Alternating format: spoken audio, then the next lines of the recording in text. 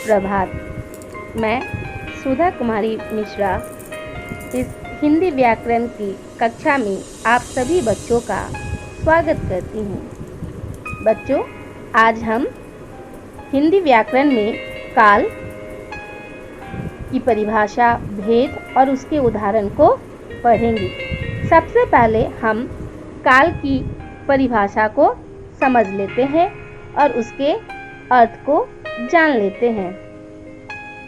काल का अर्थ समय होता है। काल को इंग्लिश में टेंस कहते हैं। क्रिया के जिस रूप से कार्य करने या होने के समय का ज्ञान होता है उसे काल कहते हैं। दूसरे शब्दों में क्रिया के उस रूपांतर को काल कहते हैं जिससे उसके कार्य व्यापार का समय और उसकी पूर्ण अथवा अपूर्ण अवस्था का बोध हमें होता है। बच्चों, काल की परिभाषा के बाद हम इसके उदाहरण को समझ लेते हैं। बच्चे खेल रहे हैं, मैडम पढ़ा रही है। बच्चे खेल रहे थे, मैडम पढ़ा रही थी। बच्चे खेलेंगे, मैडम पढ़ाएगी। सबसे पहले वाक्य में क्रिया वर्तमान समय में हो रही है। दूसरे वाक्य में क्रिया पहले ही समाप्त हो चुकी थी तथा तीसरे वाक्य की क्रिया आने वाले समय में होगी। इस वाक्यों की क्रियाओं से कार्य के होने का समय प्रकट हो रहा है।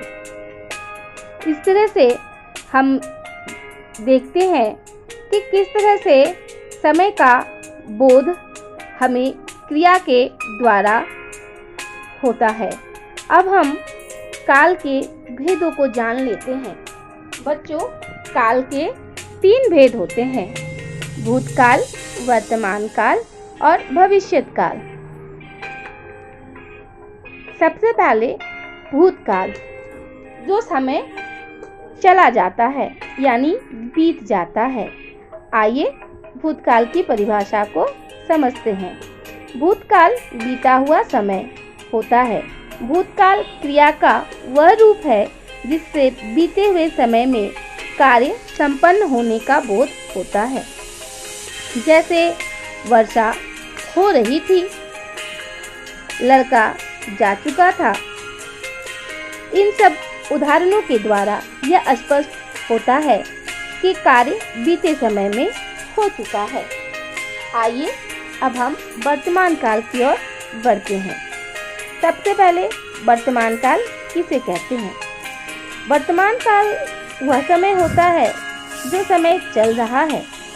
वर्तमान काल क्रिया का वह रूप है जिससे कार्य का वर्तमान काल में होना पाया जाता है। अब वर्तमान काल के उदाहरण को हम समझ लेते हैं। मैं नृत्य सीख रही हूँ। मैं खाना खा रही हूँ। राम किताब पढ़ रहा है। ये सारी क्रियाएं अभी हो रही है, इसलिए यह वर्तमान काल है। अब इसके बाद भविष्य काल को हम समझ लेते हैं कि भविष्य काल किसे कहते हैं। बच्चों, भविष्य काल आगे आने वाला समय है। भविष्य काल क्रिया का वह रूप है जिससे यह ज्ञात होता है कि कोई कार्य भविष्य में होगा। जैसे इसके उदाहरण को हम देख लेते हैं।